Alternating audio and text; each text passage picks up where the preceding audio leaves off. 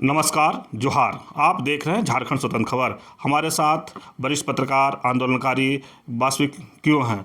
हम बता दें कि जिस तरह से झारखंड आंदोलन के समय से ही अपना भागीदारी झारखंड में निभाए हैं, हर जगह, चाहे लेखनी में हो, आंदोलन में हो, पत्रकारिता के माध्यम से भी। लेकिन अब हम बात करेंगे कि झारखंड में जिस तरह से पेशा को लेकर के 2 महीना से हलचल है, बहस महाबहस हो रहा है। अब लगातार कुछ लोग कह रहे हैं कि राज्यपाल से मिलने के बाद हम लोग बड़ा उलगुलान भी करेंगे। तो हम पहले पेशा और शेड्यूल एरिया के बारे में दीदी से समझेंगे कि पेशा और शेड्यूल एरिया में क्या अंतर या फ़र्क है। दीदी जोहार। हाँ जोहार, बहुत धन्यवाद। दीदी, पेशा के लेकर के जिस तरह से झारखंड में देखा जा रहा है बहस महाबहस, और जो भी बुद्धिजीवी है अपने अपने तरीका से बात को रख रहे हैं, चाहे JPR-01 के बात को लेकर के या पेशा एक्ट 1996 के लेकर के। लेकिन शेड्यूल एरिया और पेशा में दीदी दर्शकों को बता दीजिएगा कि क्या मने ये है। आपको बहुत धन्यवाद स्वतंत्र खबर को कि झारखंड के बुनियादी सवालों को लेकर आप लगातार चर्चा करते हैं। जो अभी सवाल पेशा का सवाल अभी 2 महीने का नहीं है, ये लंबे समय से 96 से लेके अभी तक कि भाई पेशा को बहुत तरीके से समझा नहीं गया और बहुत तरीके से उसको नियमावली बनाने का जो चर्चा ज़्यादा लोग कर रहे हैं इतना कि भाई नियमावली। तो पेशा देखिए, झारखंड के कॉन्टेक्स्ट में अगर आप बात करिएगा, पेशा तो देखिएगा बाकी राज्यों में भी वही हाल है।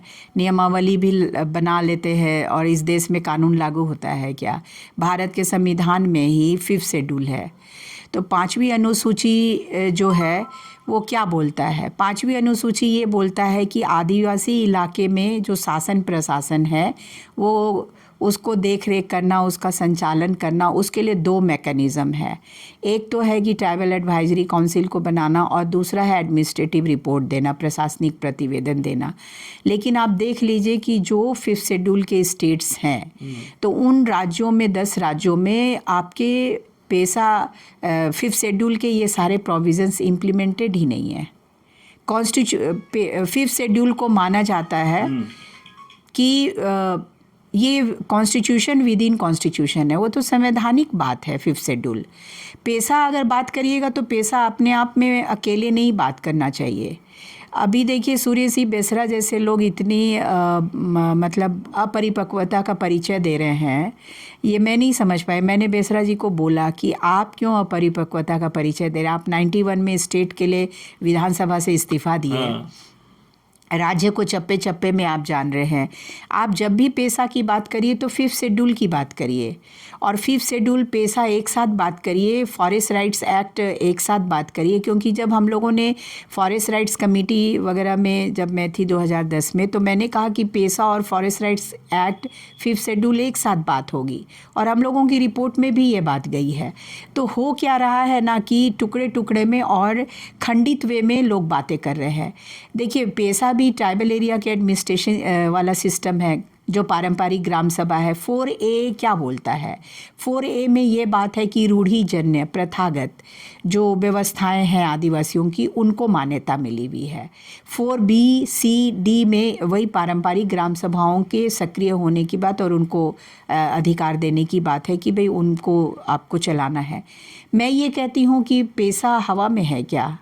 जब मुंडा मानकी था, डोकलो सोहर था, माझी परगना था, राजी पढ़ा था, तभी तो पेशा आया। मतलब हम अस्तित्व में थे तभी तो पेशा बना। हाँ। तो हम तो पावर एक्सरसाइज कर रहे हैं ना, पावर एक्सरसाइज की बात है यहाँ पर। आप कुछ भी बोलिएगा, नियमावली बने। नियमावली देखिए, पेशा आने के बाद में एक मेजर वर्क करना है। डोकलो सोहर को, मुंडा मानकी को, माझी हड़ाम को, माझी बूढ़ी को, राजी पढ़ा को, वो है डेवलपमेंटल वर्क करना है।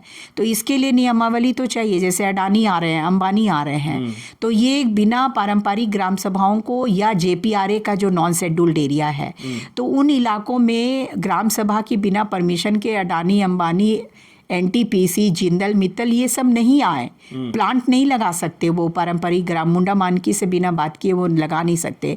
अडानी को पैसा पढ़ाना होगा, NTPC के अधिकारियों को ट्रेनिंग देनी होगी कि भाई पैसा आप पढ़ो, कॉन्स्टिट्यूशनल राइट्स है। पैसा पार्लियामेंट से पास हुआ एक लॉ है, 5th शेड्यूल संविधान है। तो वो भी प्रशासनिक व्यवस्था की बात करता है, आदिवासी इलाके में शासन प्रशासन की बात करता है, और पेशा में मुंडा मानकी वगैरह। देखिए 5th शेड्यूल अगर बहुत तरीके से सरकार लागू की रहती, मतलब राज्यपाल लोगों ने अपने पावर का इस्तेमाल किया रहता ना, तो पेशा की भी ज़रूरत नहीं पड़ती, क्योंकि वो तो आदिवासी इलाके के विशिष्ट सांस्कृतिक, सामाजिक, आर्थिक व्यवस्था के संरक्षण के लिए, संवर्धन के लिए ही 5th शेड्यूल लाया गया है। तो आप आदिवासी इलाके की विशिष्ट पहचान को, विशिष्ट परंपराओं को, विशिष्ट संस्कृति को सुरक्षित रखने के लिए जब आप लाए हैं 5th शेड्यूल, तो उनके शासन प्रशासन उस इलाके का सही चल रहा है, नहीं चल रहा है, प्रशासनिक प्रतिवेदन 8 पॉइंट में आपको देना है। शिक्षा है, स्वास्थ्य है, कल्याण की बातें हैं, रोजगार है, संस्कृति की रक्षा, भाषा की रक्षा, 8 बिंदु पर इनको रिपोर्ट देनी है। 24 सालों में कितनी रिपोर्ट गई? मुझे लगता है 8 रिपोर्ट से ज़्यादा नहीं गई है। राज्यपाल पर ही सवाल कहीं न कहीं खड़ा हो रहा है। राज्यपालों ने आज़ादी के बाद किसी भी राज्यपाल ने 5वीं अनुसूची के तहत अपने अधिकारों का प्रयोग नहीं किया। ये जो प्रीवियस गवर्नमेंट थी यहाँ की, उन्होंने एक गवर्नर आए थे रज़ा, मैं पूरा नाम भूल रही हूँ उनका, उनके समय TRI के जो पहले डायरेक्टर थे डॉक्टर प्रकाश चंद्र उरांव, उनको TSC सेल बना के राजभवन में बैठाया गया था। तो ये एक अच्छी पहल थी, लेकिन हुआ कुछ नहीं। तो गवर्नर लोगों ने भी कोई काम किया नहीं। मेनली है कि गवर्नर लोगों को अपनी शक्तियों का प्रयोग करना है। देखिए चूक कहाँ हो रही है? चूक ये हो रही है कि जैसे अभी हमारे गवर्नर साहब हैं संतोष गंगवार जी, बहुत सीजन पॉलिटिशियन हैं, तो ये 7 टर्म्स MPs रहे हैं। इनको आदिवासी को शायद पता नहीं जानते हैं या नहीं, क्योंकि अभी तक जो आए हैं परफॉर्मेंस जो दिख रहा है, तो आदिवासी को जानना, आदिवासी को समझना, आदिवासियों की परंपराओं, रूढ़िजन्य जीवन व्यवस्था और उनके संस्कृति, भाषा, परंपरा को समझना। तो कस्टम, कल्चर और कम्युनिटी, मैं बोलती हूँ 3C। तो कस्टम, कल्चर और कम्युनिटी को समझना ये किसी के बस का नहीं है।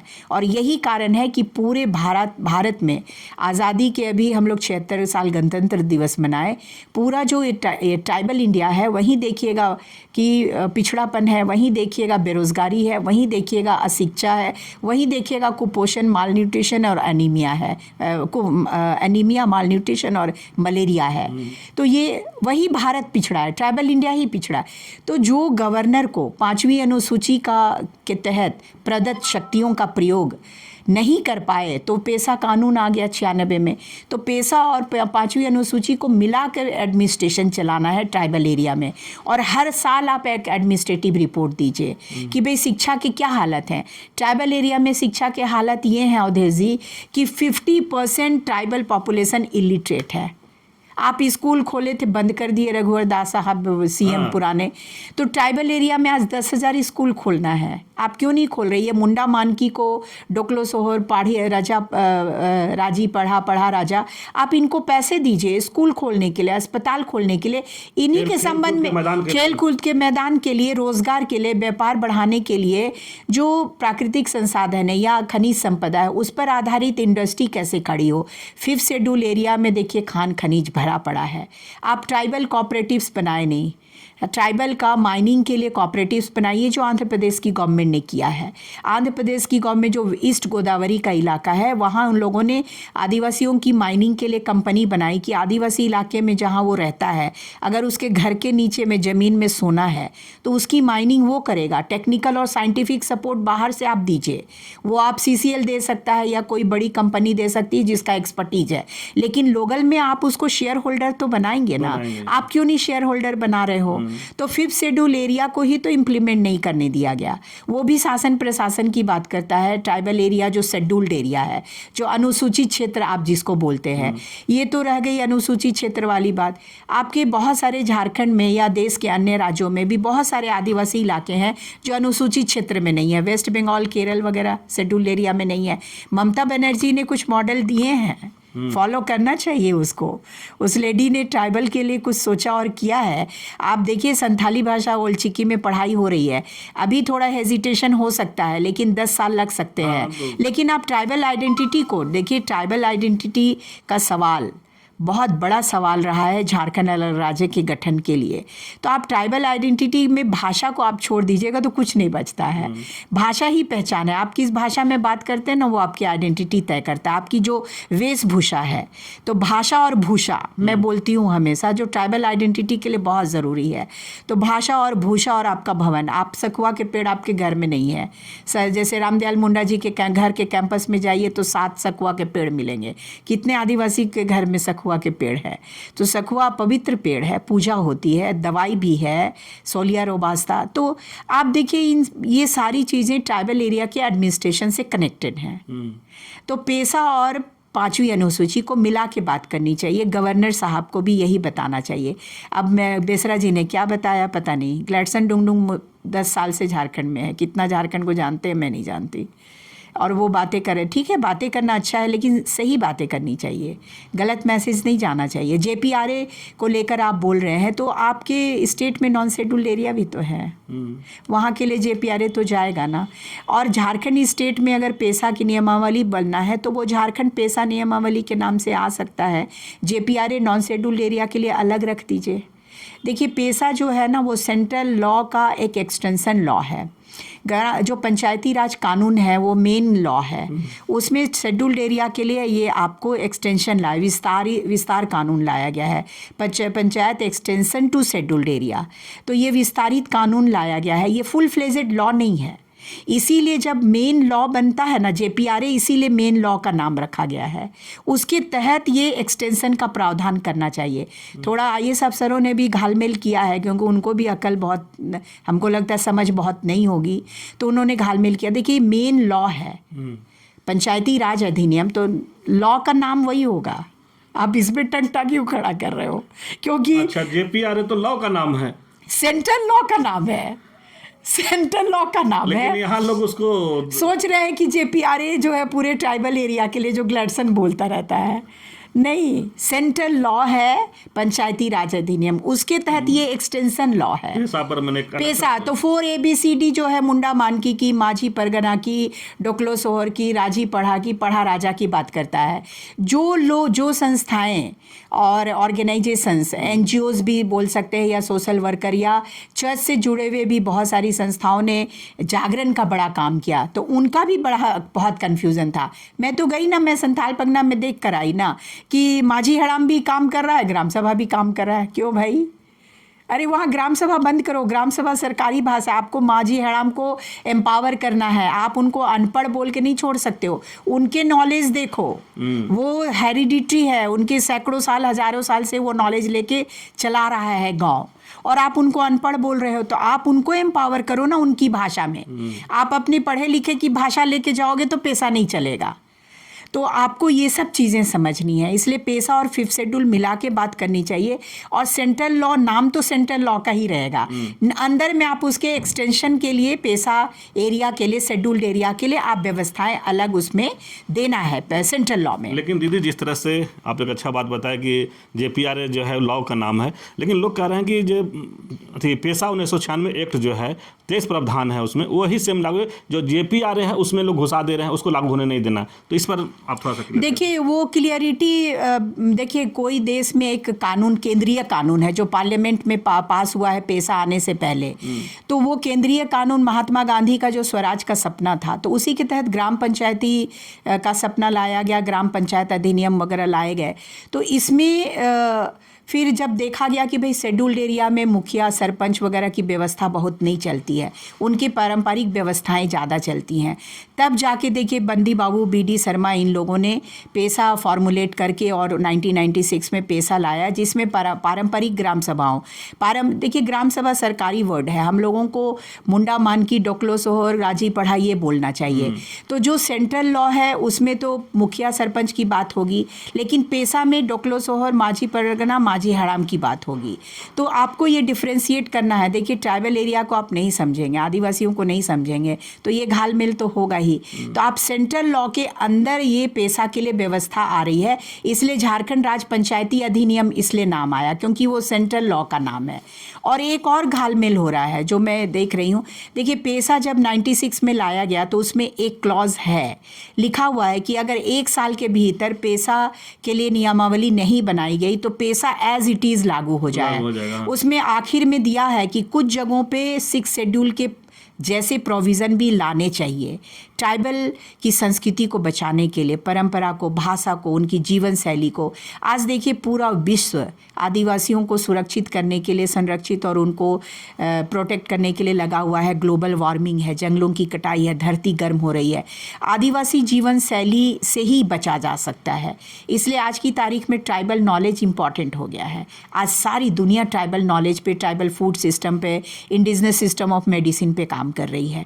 तो आपको ये देखना होगा कि भाई अगर आदिवासी महत्वपूर्ण है तो उस इलाके की जो शासन व्यवस्था है, आदिवासी कैसे चलाता रहा, अपनी जो उसकी विधायिका थी, उसकी न्यायपालिका थी, उसकी कार्यपालिका थी, तो वो कैसे चलाते रहे। तो आपको इन चीज़ों को समझ के, तो JPRA जो है वो नाम है सेंट्रल लॉ का, उसके अंदर एक्सटेंशन में पेशा की नियमावली आएगी।